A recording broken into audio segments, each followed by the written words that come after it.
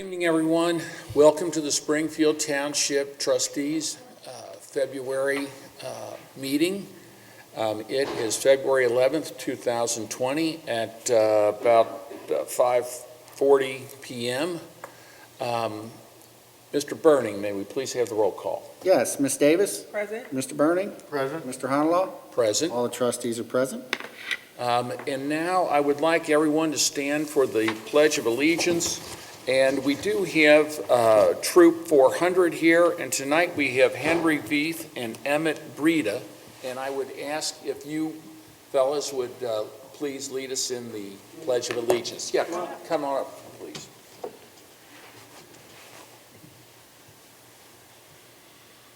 I pledge allegiance to the flag of the United States of America and to the republic for which it stands, one nation, under God, indivisible, with liberty and justice for all. Thank you. Thank you very much.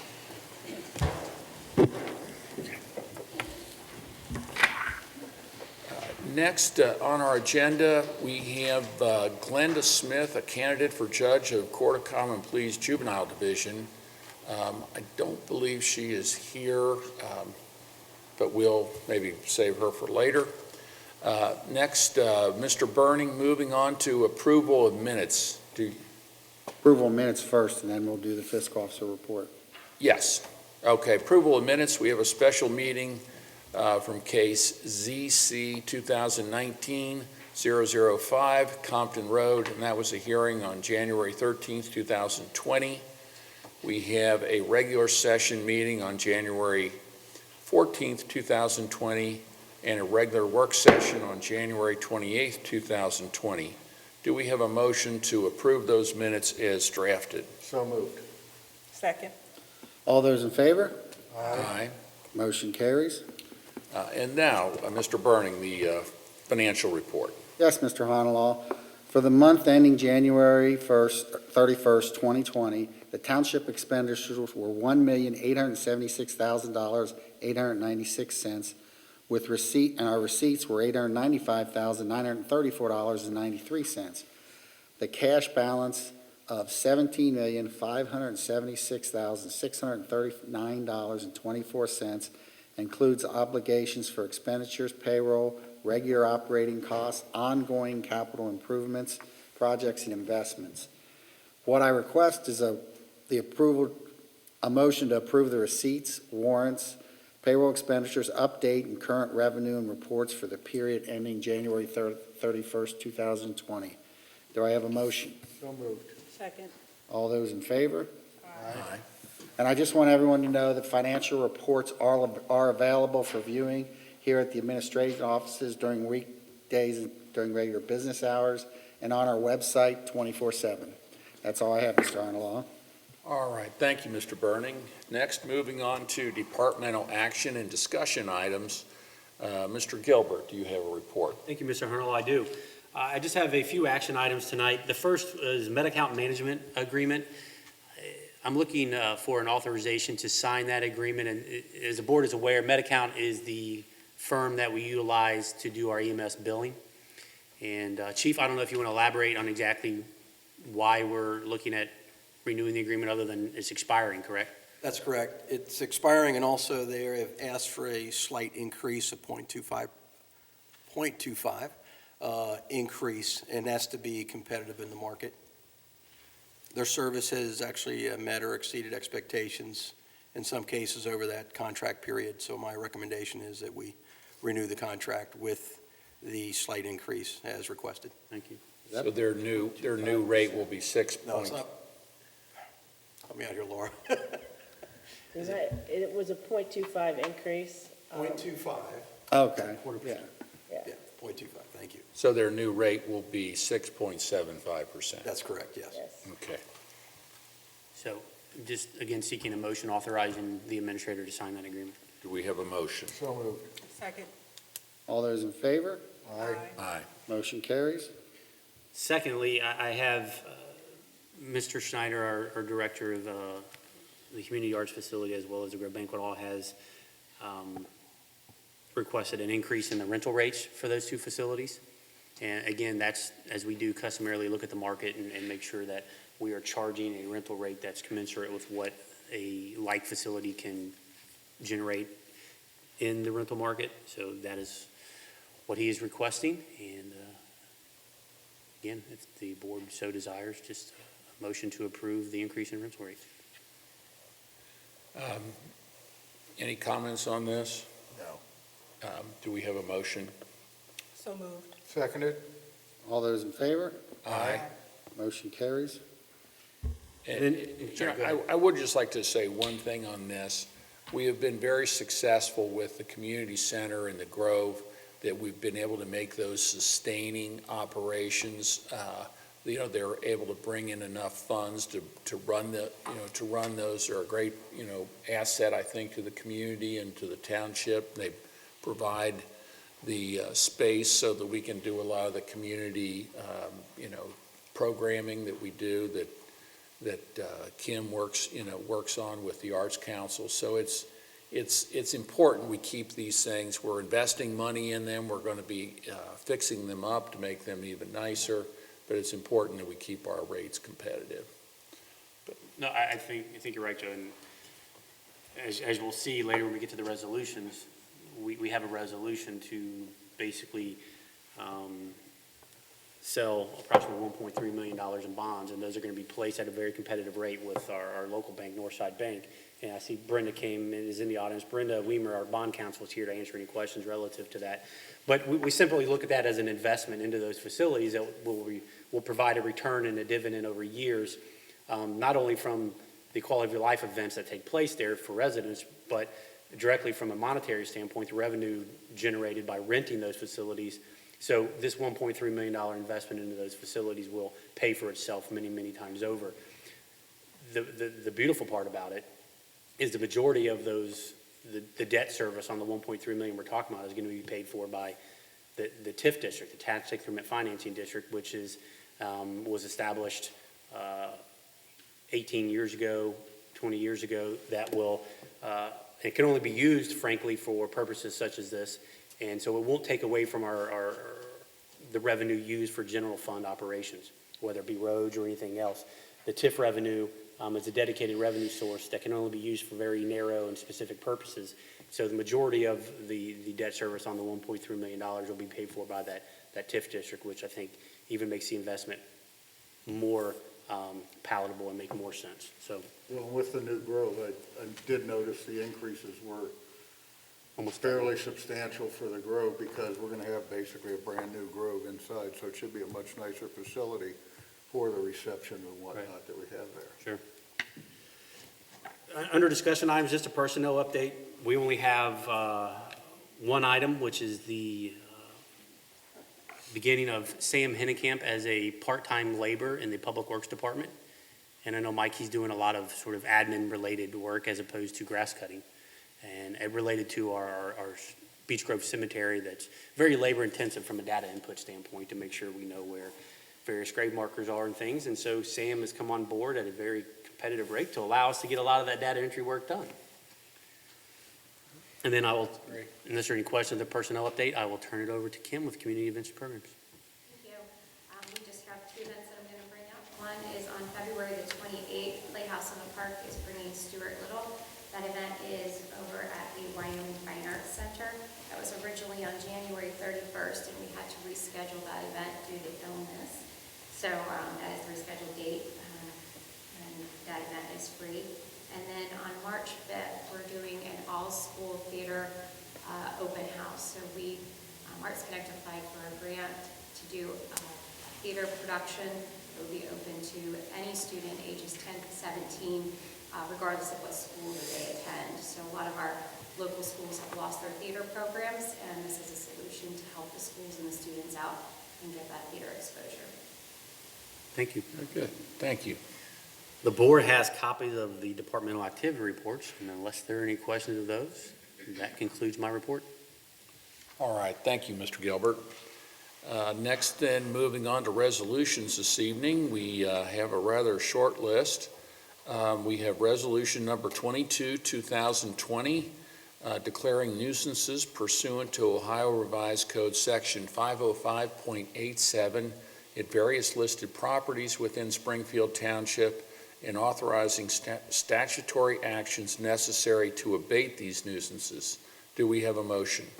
So moved. Seconded? Ms. Davis? Aye. Mr. Burning? Aye. Mr. Honolo? Aye. Resolution carries. Next, we have Resolution Number 23, 2020, which is a resolution authorizing the issuance and sale not to exceed $1,300,000 building improvement limited tax general obligation bonds, Series 2020, and declaring an emergency. Do we have a motion? Joe, just before you take motion, I think, and Brenda, I don't know if you have any comments, but the declaring an emergency part is simply so that we can take advantage of the very competitive rate that we're getting from Northside Bank, which is 2.25. So that's the necessity for the emergency, because the bank won't hold that rate for long.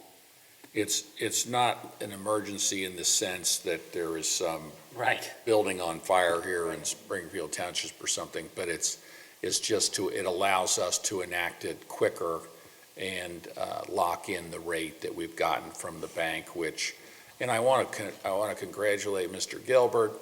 He's done some wrangling and horse trading and is able to get the rate down to 2.25%, which is a great rate for these obligations. I see Brenda's nodding her head in the back like, yes.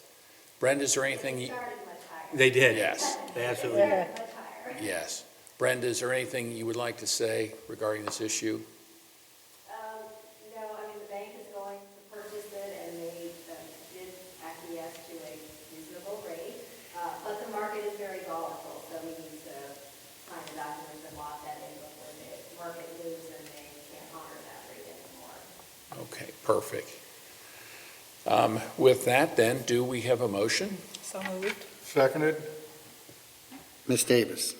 Aye. Mr. Burning? Aye. Mr. Honolo? Aye. Resolution carries. You know, maybe one thing that we ought to say, I don't know if we really talked about this at the last meeting or not, but we looked into the possibility of also building an amphitheater back here, doing some expanded things. And when we got the bids from the contractors, you know, whenever there's public work, you have to put it out for public bid. We were not satisfied with the amounts, the prices we were getting. Quite frankly, the economy is so hot right now, it's hard to find contractors to bid on jobs. And so we decided when we got those bids that it was the best thing was to scale the whole project back, delete the things that we thought they were charging us too much on, and we're going to do the basic stuff, the things that need to be done inside the buildings, but we're cutting back on the other things that maybe would have been nice, but maybe not today. Could be down the road. Moving on then, is there any old business before the board? Anybody have anything? I don't, Joe. I don't either. New business? I do not. We then come to citizens' participation. Is there anyone here this evening that would like to address the board? If you have any questions, comments, we'd be happy to hear them. If you do, we'd ask that you come forward, state your name and address, please. Yes, ma'am. Hi. Hi. My name is Kiera Lathan, and I say I live in the forgotten city. I live at 1280 Section Road, which is Edgemont, which is part of Springfield Township. But sad to say that I've been told a lot that people really don't know that that's Springfield Township.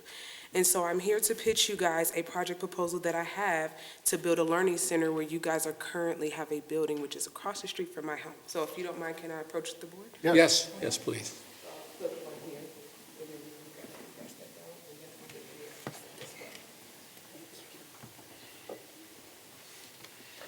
We are fully aware that Edgemont is part of the town. Yes.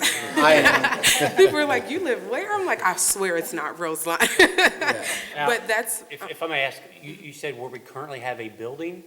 yes, so you guys currently are getting rid of debris and trash that is buildings. It's a section, if you see it in the pamphlet, it is a section of land that I want to buy from you guys to build a learning center. And not just a learning center, but I want the money that comes from this learning center, partially of it, to help build the community. We have no sidewalks. We don't even, the roads aren't as great. I remember seeing my neighbors running, and they stopped because of the crime around us, or people trying to walk their dogs, and they don't do that anymore. So I want to build what you see there, to not only help Springfield Township, but the communities around us. And I hope that from the things that you see there will bring in money to help build our community. You are aware we don't own that property. When I looked online, it said it was part of Spring, it's right across the street from, it's, This property that you have outlined here, yes. we do not own that. It's in Springfield. It's in Springfield Township, but we do not own it. Okay, do you know who owns it? We do. Okay. It's a doctor out of Mason that owns it. And ironically, Ms. Kennedy and I were just speaking about this property probably a half an hour ago. And so it is formerly owned by Quantum Chemical. Okay. It went into foreclosure after Quantum Chemical left, many years after they left. And then this doctor acquired it and has been sitting on it now for years. Okay. We have levied many violations against him for not taking care of the property. However, he is willing to sell it, in our opinion, for far more than probably what it's worth, which is probably why it's still vacant. But just to be clear, we do not own it and really have no control over Well, I would the definitely. sale of the property. Okay, well, I would definitely love his information. I do have a realtor and a financial advisor Okay. who is willing to help me with this program and willing to meet them with the money that he wants, so. We would be happy to give you his contact information Thank after the you. meeting, and good luck. Absolutely, thank you so much. Thank you, guys. Sounds to me like he might be difficult, but I don't know. I would tell you one other thing, if that turns out that isn't the property that you can acquire, it might be worthwhile to talk to the Port Authority, and it's now called the Cincinnati, or what is it now, Greater Cincinnati Redevelopment Authority, and I know that they are interested in redeveloping that part of Hamilton County, really pretty much all parts of Hamilton County, and they might be able to assist you in trying to find the right piece of property in the neighborhood. I definitely have my notes and things inquiring about that. There's just been illegal transactions and homeless people living there, and I just want to make it better, just to put stuff in. So, You and we both want Yeah. to make it better, which is, again, what Ms. Kennedy and I were talking about a little bit ago. How do we improve that property? So talk to Kathleen after the meeting, and Okay. we'll fill you in. all right, thank you. Thanks. Thank you. Thank you. Thank you. Is there anyone else that would like to address the board this evening? Yes, sir. Yes, please state your name and address. Emmett Brita, 7417 View Place Drive. There is a house that is like west of Stephanie Hummer Park, and it has how do I describe it? It's like a mobile home that doesn't have the foundation. I was like wondering, how does that apply to the zoning board, and is that like a thing? Where is it? It's west of Stephanie Hummer Park. It's directly, we know where it is. Yeah. Kathleen and I had talked about it. What? Access, you have an easement into Wilder it's in the bend, north bend, west of Stephanie Hummer. It's just in front of the piece of property that we own on North Bend. Okay. Yeah, so I'll turn it over to Kathleen if the board doesn't mind. She's been dealing with this issue. Yeah, I'm glad that you're here. I talked to your mom a few days ago about this question, so I'm glad you're bringing it up. It has been reported that there was an accessory structure placed in between property that we own on North Bend and the back end of Central Park, the condominiums. I have placed a notice in the system that we use to maintain all these violations, and a code enforcement officer did go out to inspect the property. It was placed there on the property without a zoning certificate issued, so the property owner has been made aware that he's going to need to go through the proper channels to keep that accessory structure there. So we are actively working with the property owner to bring it into compliance. What makes it in compliance or out of compliance? There are a couple things. So from the township's perspective, what we're looking at is whether or not the accessory structure, in zoning, we're looking at whether or not structures are placed in the correct location and size on a piece of property. So one of the things that we consider when we think about accessory structures is the placement, how close they are to property lines, how close they are to the principal structure, so in this case, the house on the property. The other thing that we're considering is the size of the accessory structure. So as you've seen it, I'm sure, it's pretty big. Yes. So when we look at the code and accessory structures that people want to place on their property, we're asking ourselves, how big is it in comparison to the piece of property itself? So do you really want a shed the size of a house on a piece of property that's the size of a postage stamp? You know what I mean? So those are kind of the two big things that we're thinking about when we're looking at structures on property. In this instance, just eyeballing the size of the shed that was put on there, I think it's actually in compliance with the distance from the property line, but they may need to put some sort of concrete pad or something underneath it. So we're looking at that. Does that answer your question? Thank you. Thank you. Is there anyone else that would like to address? Yes, ma'am.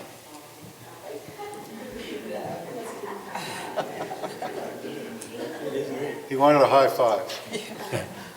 Elisa R. Thompson, 2272 Devlin Drive. I was here last month about the feral cats, and I was wondering, has any move been made on that? I know you guys mentioned you were going to go to Columbus and see if you could speak to someone about that. And, we were at a conference just this past week in Columbus, and I did happen to speak with one of the representatives from the Ohio Township Association and was received by similar information that I provided to you at her last meeting, which is there's really nothing in the legislature that's going to allow us at the township level to do anything from a legal standpoint to prevent it, nor are they currently considering anything at the state level, giving us authority to do anything here at the township level. So with that being said, knowing that this isn't exactly what you want to hear, I really don't have any new information to share with you from our previous meeting. And in fact, I would say that it doesn't look likely that the township is going to have any legal authority to do anything regarding feral cats anytime soon. And them being fed, because incidentally, maybe a week or so after our last meeting here, my property was damaged in order for the cats to just swing in and out of. The fence was broken, like sawed off, so that they, have easier access to my yard. I did file a police report. No one, I didn't accuse anyone, but it's ironic that maybe a week or so after our meeting regarding the cats that my property was damaged. It is ironic, and I can tell you what because I told you at remember that meeting, you I mentioned something have about a similar issue at my property. And after that meeting, not a few days later, I went and bought a trap. Now, have I trapped a cat yet? No. What type of trapping? It's it's called Have a Heart is the brand. Have a Heart. I'm on camera, so I'll say exactly what I would rather do. But it's a trap. They work. And I haven't used it yet, but I intend to if the problem persists. And my goal simply is to trap the cats. And if they truly want to be wild and feral, then I will take them to an area that is wild and feral. I don't have that capability, and also, there's anywhere between 6 to 10 cats. Yeah, I have a similar issue, yeah. Believe me, I'm empathetic. I have the same problem. Okay, so then what's my recourse? And if you don't trap them yourself, then you can hire, if you don't trap them yourself, you can hire So then I have to come out of more money? You do. Based off Unfortunately, yes. having to spend hundreds. Because again, the law doesn't treat it any different than if a raccoon or a squirrel gets in your house. That's your expense too to take care of, so it's the same issue. And beyond the cats, as I explained, I think last time, I'm dealing with a deer problem first and foremost, so But you're not purposely feeding the deer, so that's.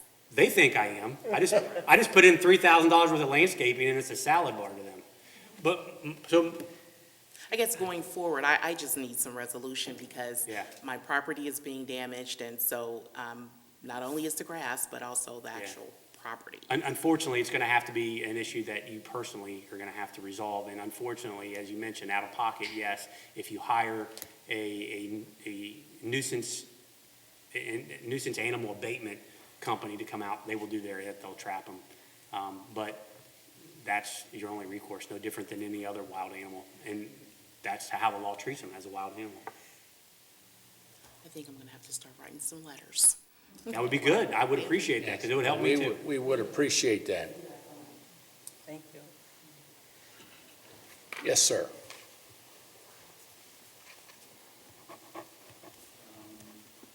David Brita, 7417 V Place. You guys had mentioned earlier there was a TIF district. I was Correct. not aware there was a TIF district. I was wondering if you could explain where it was. Yeah, it's on Winton Road between Fleming and Galbraith. So it's all the commercial properties on Winton Road between Fleming and Galbraith. Okay, where all the signs and stuff are at, basically? Correct. Yeah, okay. And how far back, does that go all the way back to, basically it's all that business district? Commercial properties along Winton, yes. Okay, thank you. Is there anyone else that would like to address the board this evening? It appears that there is not. Do we have a motion to adjourn this meeting? So moved. Second. Guys are messing me up. All in favor? Aye. Meeting's adjourned. Thank wanna- you all for coming. Thank everybody, yes. And I believe, are these,